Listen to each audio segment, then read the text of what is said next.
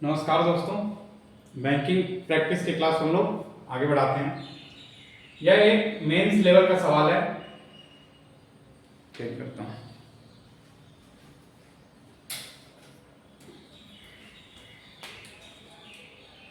आइए सवाल को देखते हैं।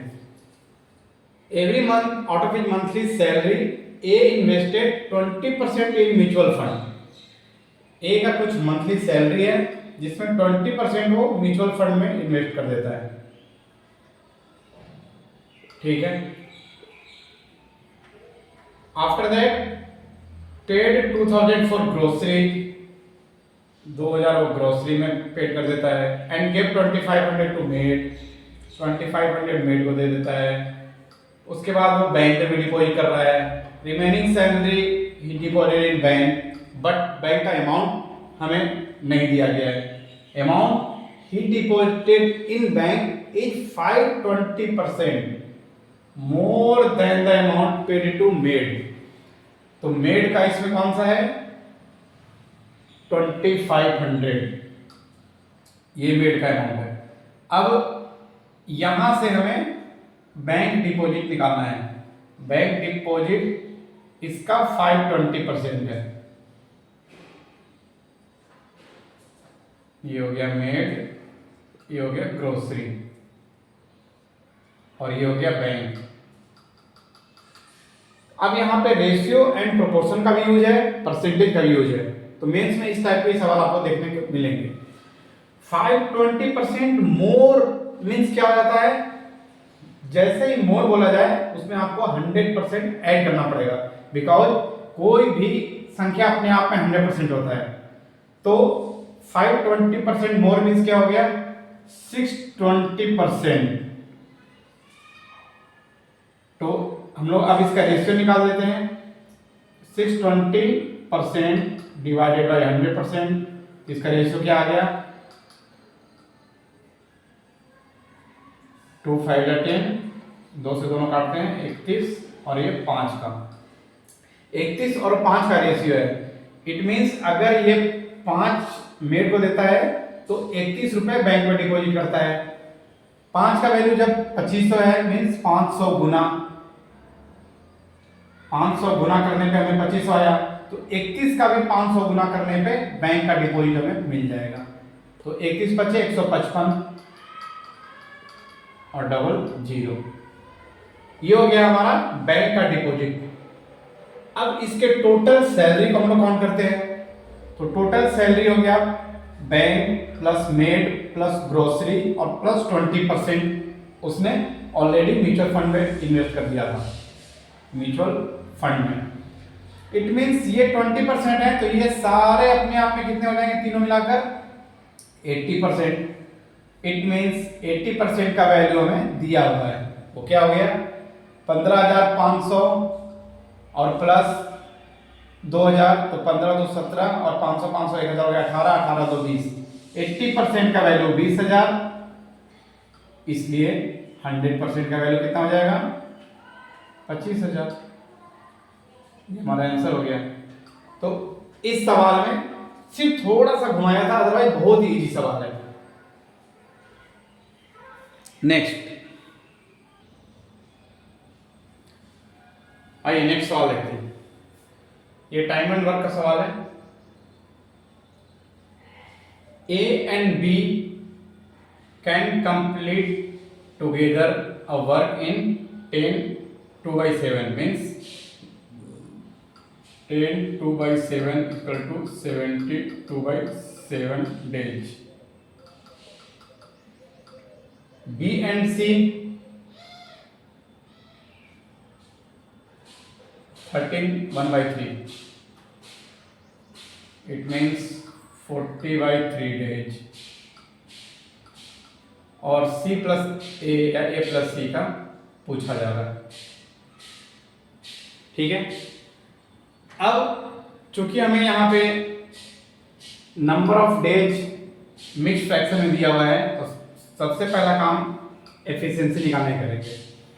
तो एफिशिएंसी के लिए ऑलरेडी यहाँ दिया हुआ है B इज 25% मोर एफिशिएंट। यहां से सॉल्यूशन शुरू करेंगे।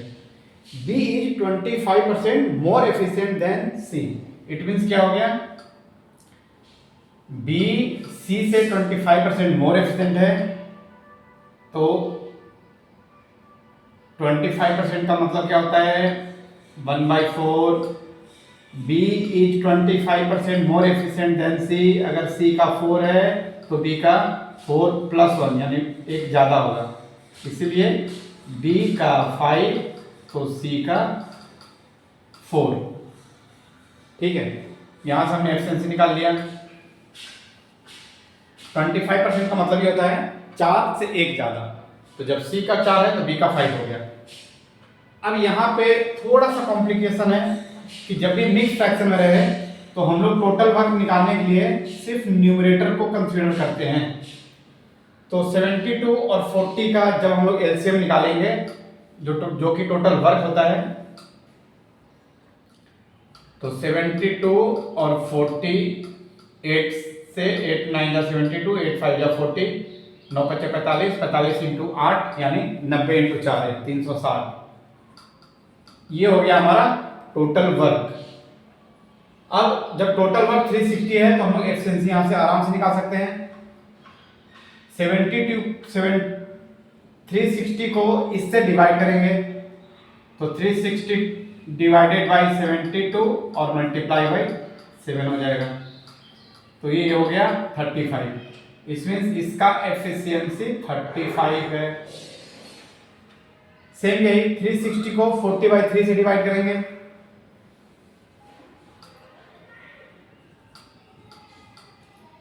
थ्री सिक्सटी को 40/3 तो 3 मल्टीप्लाई में चला जाएगा। 4 9 जा 36, 9 3 जा 27। इस B + C का एफिशिएंसी 27 आ गया, और A + C का हमें नहीं पता, बट यहां पर हम देख रहे हैं B + C का एफिशिएंसी 9 हो रहा है। इट मीन्स 9 का ये 3 टाइम्स है, तो ये भी अपने आप में हमें 3 टाइम्स करना पड़ेगा। तो इसीलिए B का एफिशिएंसी अब हमें करना पड़ेगा 15 और C का एफिशिएंसी करना पड़ेगा 12। क्यों? क्योंकि यहाँ पे अकॉर्डिंग टू क्वेश्चन हम लोग निकाले हैं कि B + C = 27, और हम लोग यहाँ पे निकाले थे B + C = 9, तो 9 का 3 टाइम्स है 27, इसलिए इन दोनों को भी 3 टाइम्स हमने कर दिया। अब हमें यहाँ पे B की इफिशियंसी 15 हमें पता है, टोटल 35 है, इसीलिए A की एफिशिएंसी हम लोग यहां से निकाल सकते हैं। A की एफिशिएंसी हो गई 20। बस क्वेश्चन सॉल्व। अब हम लोग यहां देख लेते हैं A की एफिशिएंसी 20, C की एफिशिएंसी 12, यानी A + C की एफिशिएंसी 32, एफिशिएंसी इक्वल टू 32। अब इन्हें कितना टाइम लगेगा A + C को काम को कंप्लीट करने में, तो 360 डिवाइडेड बाई 32। 360 को 32 से जब डिवाइड करेंगे तो 32 1 जा 32, 4 0, फिर से 1 32। अब कितना बच गया 8, और टोटल 32। इसमें जो रिमेनिंग हो जाता है वो ऊपर और 32 नीचे, मीन्स 8 4 जा 32। इट मीन्स हो गया 11 1/4 आंसर। ठीक है, इसको मैं डिवाइड करके यहाँ अलग से दिखा देता हूँ सो दैट आपको क्लियर हो जाएगा। 32 360 1 32 8 0 624 सॉरी 32 8। ये जो रिमेनिंग वर्क कराया जाता है ये न्यूमरेटर में आ जाता है, और ये 32 तो डिनोमिनेटर में रहेगा ही, इसलिए इतना डेज उन्हें लगेगा। तो 8/32 को कैंसिल आउट कर दिए तो 1/4 हो गया। ये हमारा आंसर हो गया। तो इस तरह के सवाल में मेनली जो कॉन्सेप्ट है कि अगर मिक्स्ड फ्रैक्शन में रहे तो आपको न्यूमरेटर को लेना है और उससे टोटल वर्क निकालना है। टोटल वर्क निकालने के बाद एफिशिएंसी निकालना है, और एफिशिएंसी निकालने के बाद फिर टाइम एंड वर्क में 50 to 60% प्रॉब्लम सॉल्व हो जाता है। नेक्स्ट,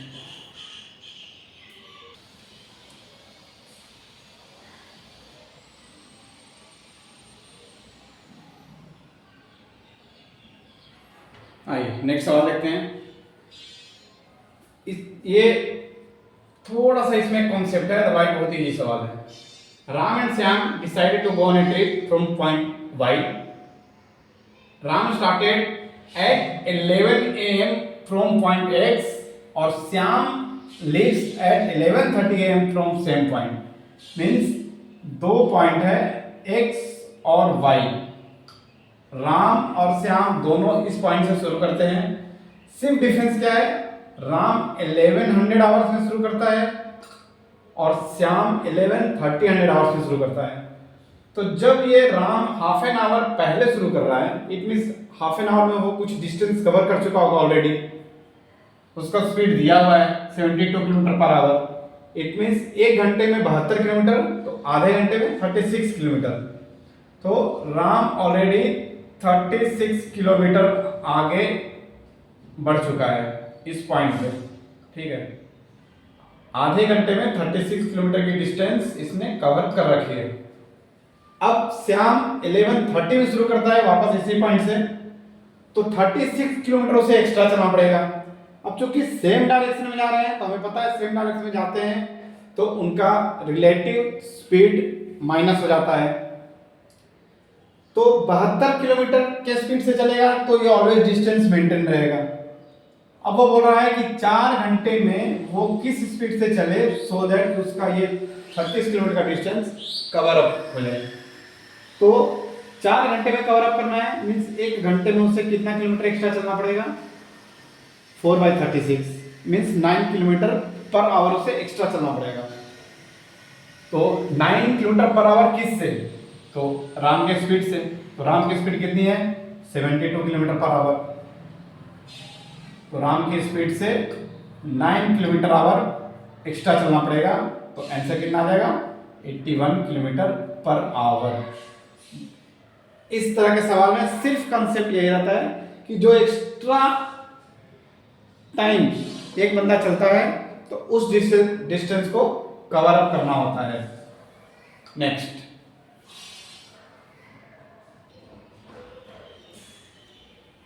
क्वेश्चन पे आ जाते हैं।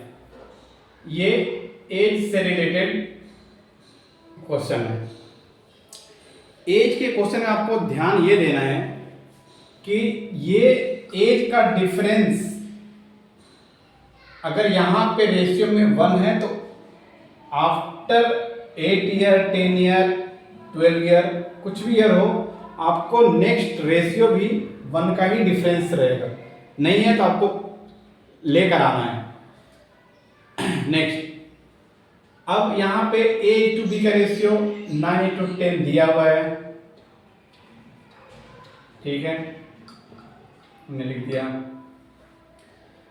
8 ईयर एगो, 8 साल पहले की ये कहानी है।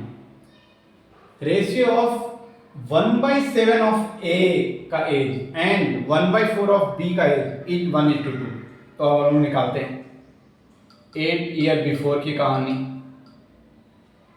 8 ईयर एगो की कहानी। 1/7 ऑफ A एज यानी 1/7 ऑफ A का एज।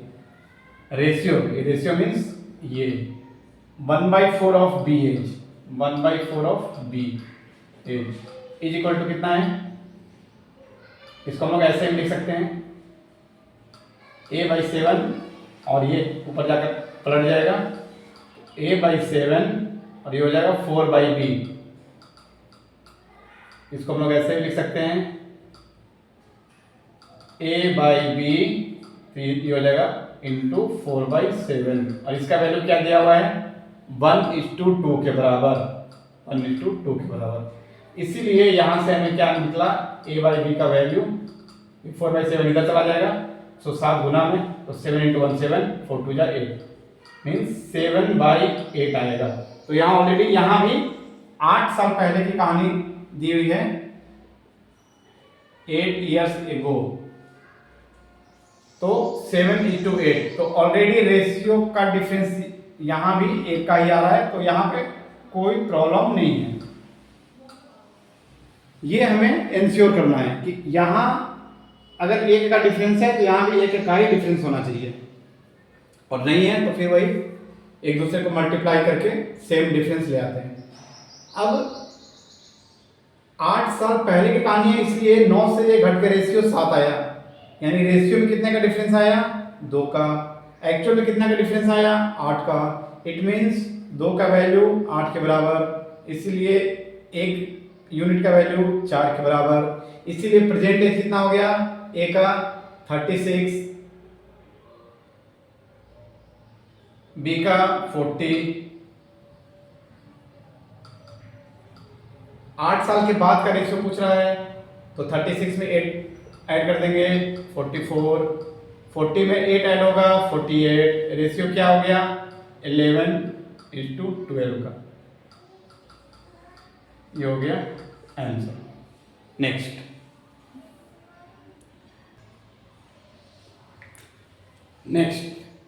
एक मिक्सचर का सवाल है, आइए इसे हम लोग देखते हैं। जार ए में 36 लीटर मिक्सचर है, मिल्क टू वाटर का रेशियो दिया हुआ है 5:4। तो हम लोग यहाँ लिख दिए jar A ratio milk to water is 5:4।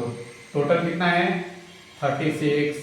इसलिए इसमें कितना हो जाएगा, 5 + 4 9, 9 का ये 4 गुना है, इट मीन्स ये भी 4 गुना हो जाएगा। तो ये हो जाएगा 5 का 4 गुना 20 और 4 का 4 गुना 16। ये 20 लीटर और 16 लीटर के रेशियो में हो गया।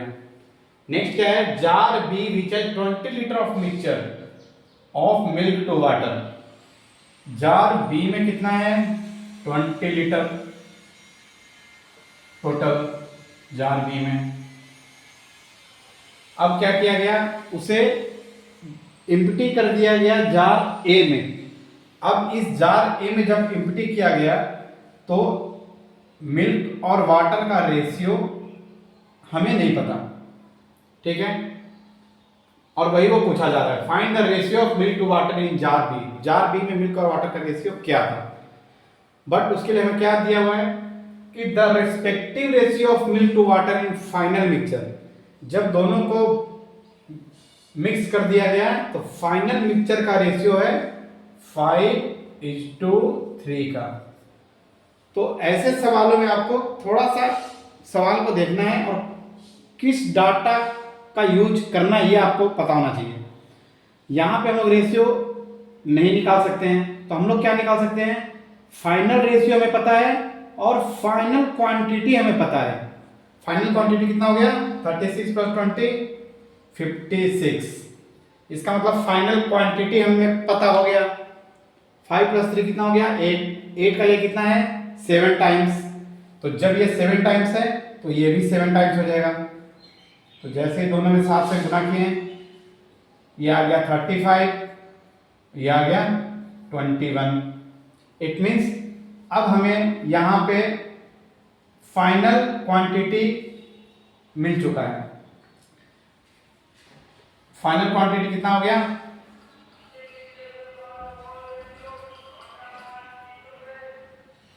5:3 था, तो फाइनल क्वांटिटी हो गया 7 टाइम्स, यानी 35 7 टाइम्स 21। अब हम लोग यहां से निकाल सकते हैं कि बी में कितना वाटर और कितना मिल्क रहा होगा।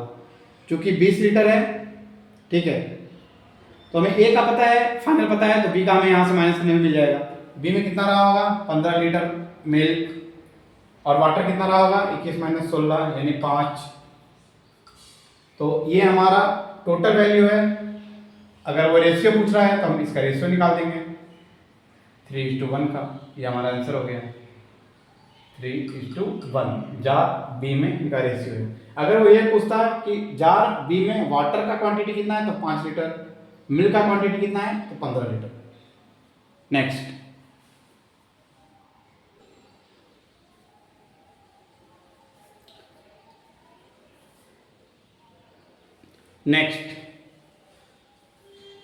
नेक्स्ट ये एक मेंसुरेशन का सवाल है। रेक्टेंगुलर प्लॉट जिसका कि डायमेंशन दिया हुआ है 55 × 45, अब इसमें क्या बता रहा है, it has 2 concrete cross roads. कैसा है, एक लेंथ के पैरेलल और दूसरा ब्रेड के पैरेलल। नॉर्मली जब भी क्रॉस रोड दिया जाएगा तो सेम यही कंसेप्ट दिया जाता है, एक ये हो गया और सेम विड्थ का एक ये हो जाएगा, ठीक है।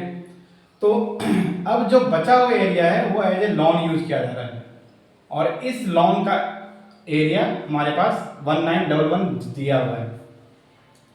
तो चूंकि रेक्टेंगुलर शेप में है इसलिए एरिया ऑफ रेक्टेंगल हम लोग निकाल सकते हैं 55 इंटू 45। इसे हम लोग मल्टीप्लाई करेंगे, तो इसे मल्टीप्लाई करने का सबसे बेस्ट तरीका 45 को आप तोड़ दो, 40 प्लस 5 में 55 गुना 2 110 और उसका भी गुना कर दो 220, तो ये हो गया 2200 और प्लस 55 गुना 5, तो 50 को 5 से गुना करो 250, फिर 5 को 5 से गुना करो 25 यानी 275।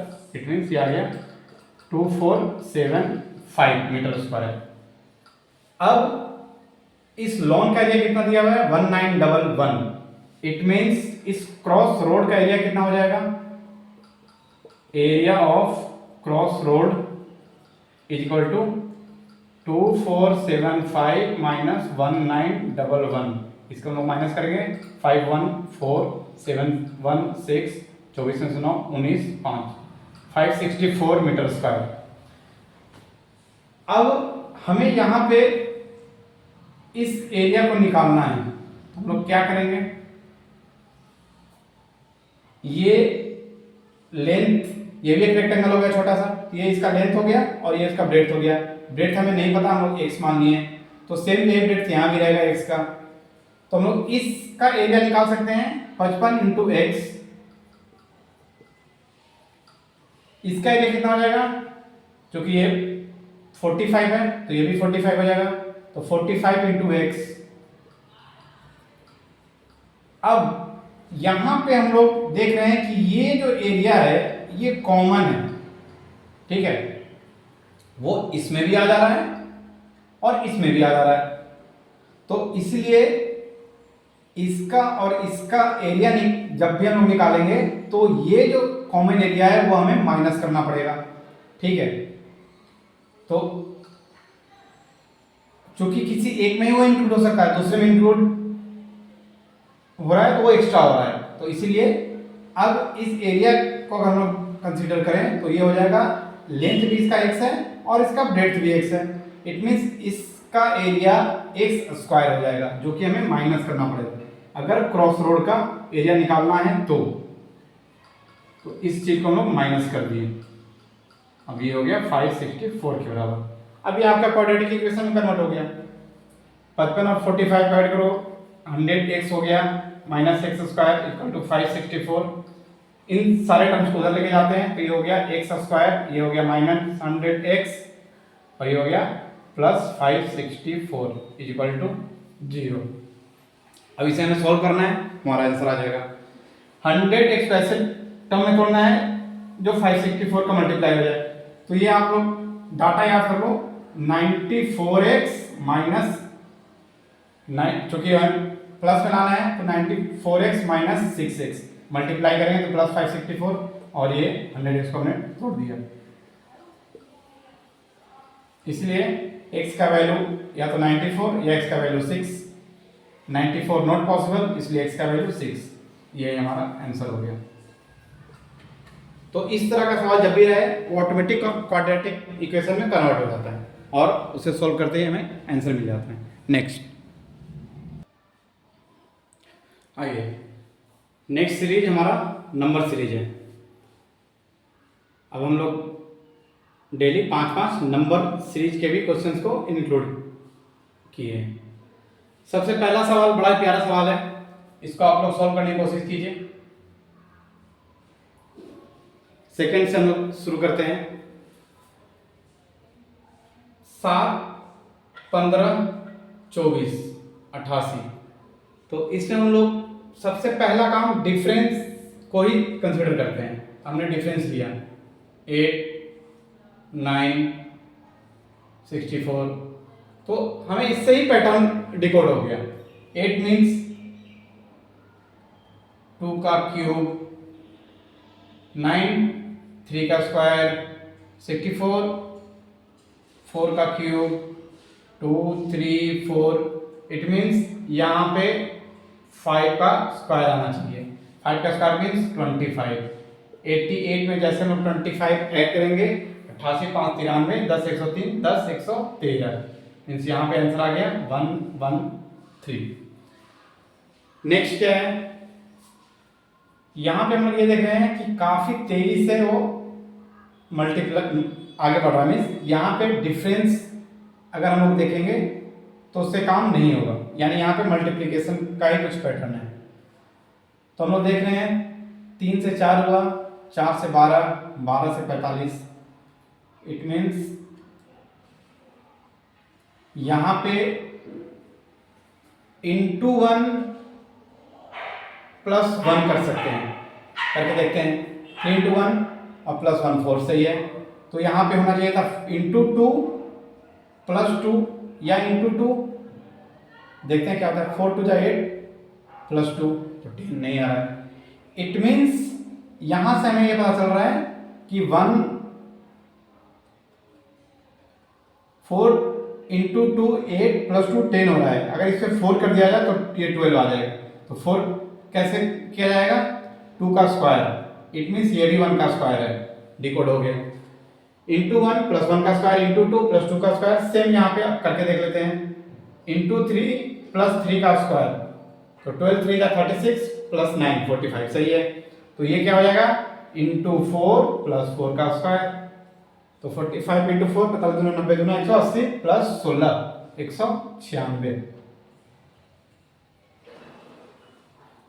कितना क्विकली हम लोग डिकोड कर सकते हैं पैटर्न को, उतना ही फास्ट ये नंबर सीरीज सॉल्व होता है। अब जैसे इस सवाल में हम लोग देखते हैं, तो हम लोग यहाँ पे भी सेम वही देख रहे हैं, काफी ये तेजी से बढ़ रहा है वैल्यू। इट मीन्स यहाँ भी मल्टीप्लिकेशन का कंसेप्ट यूज किया जाएगा।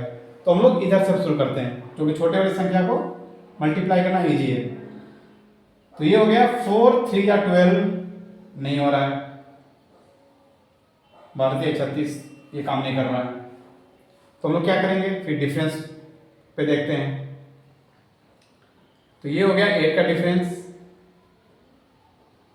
ये कितना का डिफरेंस हो गया, 39 में से 10 गया 29 और 2 माइनस हुआ 27। तो हम लोग यहीं से डिकोड कर सकते हैं। ये 2 का क्यूब, ये 3 का क्यूब, तो ये फिर 4 का क्यूब, यानी 64 होना चाहिए। माइनस करके देख लेते हैं। 39 1 40 यानी 60 61 3 64 सही है। तो ये हो गया 2 का क्यूब, 3 का क्यूब, 4 का क्यूब, तो यहाँ पे डिफरेंस आना चाहिए 5 का क्यूब। 5 का क्यूब मीन्स 125। तो 125 का सारे बढ़ रहे हैं, हाँ बढ़ रहे हैं। 103 प्लस 125 क्या हो जाएगा, ये 228। अब इसे वेरीफाई करने के लिए हम लोग कर सकते हैं यहाँ 6 का क्यूब। 6 का क्यूब मीन्स 216। 216 ऐड किया जाएगा तो आ जाएगा 8 6 14 आ गया। अब 22 और 21 प्लस 1 22 आ गया, सही है। अब हम लोग इस वाले पैटर्न पे आते हैं जो सबसे टफ है, इसे भी देख लेते हैं। 10 35 135 360 760। यहां पे हम लोग देख रहे हैं 10 इंटू 3 प्लस 5 कर सकते हैं, तो 35 आ गया। तो यहां पे होना चाहिए था 35 गुना 3 प्लस 5 या 35 गुना 4 प्लस 5। तो 35 गुना 3 105 प्लस 5 110 ही होगा। 35 गुना 4 करते 140 हो जाता है। और अगर माइनस 5 करें तो शायद ये काम करना, इंटू 4 माइनस 5। तो 35 दुना 7 दुना 140 माइनस 5, ठीक है। तो अब इस वाले पैटर्न में क्या आना चाहिए, इंटू 5 प्लस 5, क्योंकि एक प्लस हो रहा है एक माइनस हो रहा है। तो 135 गुना 5 करें तो ऑटोमेटिक है कि 500, यानी इससे तो एक्स्ट्रा हो जाएगा, यानी ये पैटर्न नहीं चल रहा है। इट मीन्स नेक्स्ट पैटर्न क्या है, सेम वही, फिर डिफरेंस पे आते हैं। तो इनका डिफरेंस कितना है 25 का, इनका डिफरेंस 100 का, इनका डिफरेंस 35 5 40 20 60 25 225 का, अब ये डिकोड हो गया। ये 5 का स्क्वायर, 10 का स्क्वायर, 15 का स्क्वायर, ये 20 का स्क्वायर, यानी 400 का डिफरेंस है। हाँ है, यानी ये 20 का स्क्वायर, तो ये 25 का स्क्वायर यानी 625। तो 625 इसमें ऐड कर देंगे, 7 6 13, 60 20 80 5 85, यहाँ पे आ जाएगा 1385। अब उम्मीद है क्वेश्चन 1 को आपने अटेम्प्ट किया होगा। ये थोड़ा सा यूनिक पैटर्न है इसलिए इसे लिया गया है। 18 से 20 आया है, फिर घटकर 6 आ गया है। इट मींस यहां पे श्योर है कि ये डिवाइड का पैटर्न लिया गया है, बट डिवाइड किया कैसे गया है? 18 में जब भी 2 से डिवाइड करेंगे तो 9 हो जाएगा, और 9 में कुछ जोड़ेंगे तो वो ज्यादा हो जाएगा। तो 18 में हम लोग 1 से ही डिवाइड करते हैं। डिवाइडेड बाय 1 तो 18 और प्लस 2 किया गया। Very good. तो अब यहाँ पे हम लोग सेम ये पैटर्न फॉलो करते हैं।